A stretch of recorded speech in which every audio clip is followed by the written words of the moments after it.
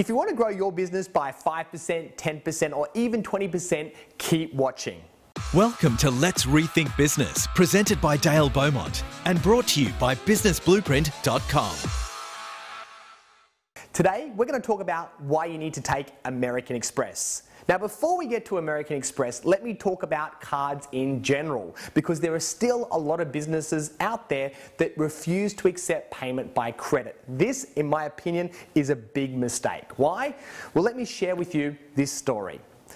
Pretty much every day, I go to a local cafe for breakfast with my wife and 2 little kids. We go there a couple of times a week. There's this really good place that we like. The food is great, the service is good, but one of the things which really bugs me is they don't accept credit, which for me is really, really annoying. One day I bailed up the owner and I said, "Hey Des, how come you don't accept payments by card?" And his answer to me was, "Bloody fees, mate. And besides, we're already busy, so I've never bothered." He said, "Well, what do you mean?" I said, "Well, look, every time I come here, the first thing that I do is check my wallet before I even look at the menu. And if it's been rated the night before, I might only have 20 or 30 bucks in my wallet, and that directly affects what I choose to order. So I make sure my kids and my wife get what they want, and then I just order a coffee, and then I'll wait to get to the office, and then I'll order a breakfast / morning tea lunch then.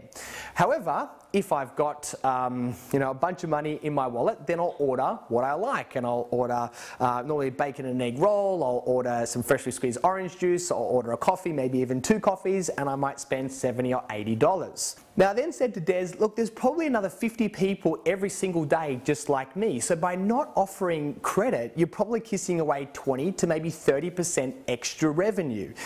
And it makes the 2% fee completely insignificant. And to your excuse of, "Well, we're always busy and so we're okay," well, sometimes growing your business is not about getting more customers, it's about maximizing the ones that you've got. So if you take credit, what it's going to do, it's going to shoot up your average dollar sale and you get to enjoy more profit. And if you then don't want to work as much, you can then maybe close the shop on Monday, go for a surf, and you'll still make the same amount of money. Now, after a bit of a pause, Des was finally thinking, and he said to me, "I've never thought of it that way." It's really funny, even people that have been in business for decades still don't do this basic equation in their head. And if I think about it, if he's been doing this now for, say, 10 years, what does that cost him in revenue? A hell of a lot.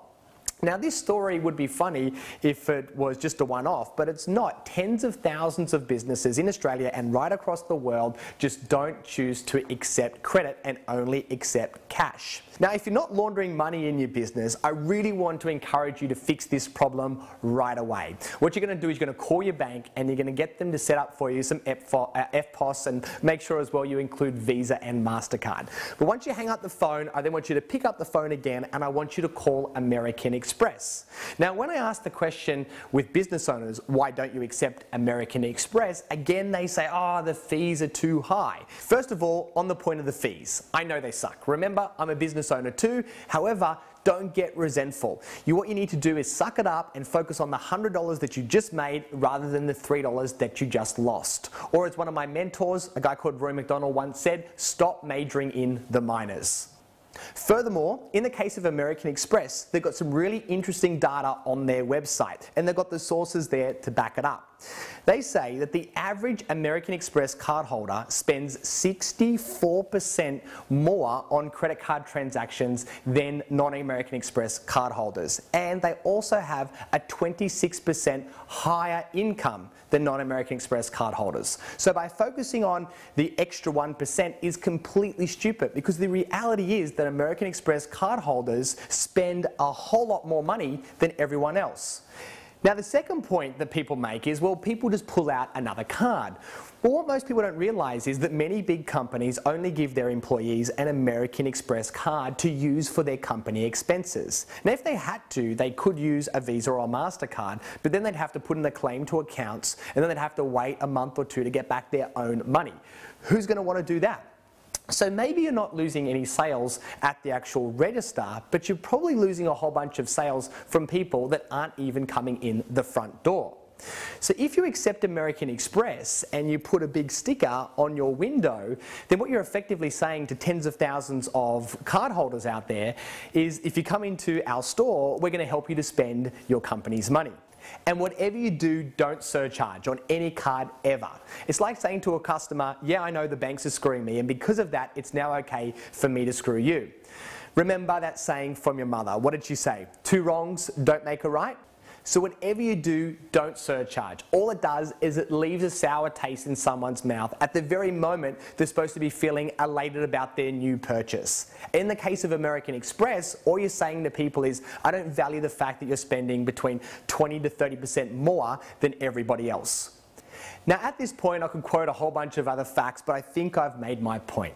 The bottom line is, if you're in business and you want to make more money, then make the decision now to accept all credit cards and never surcharge. Then spend the rest of your mind focusing on how you can make more money and how you can actually grow your business.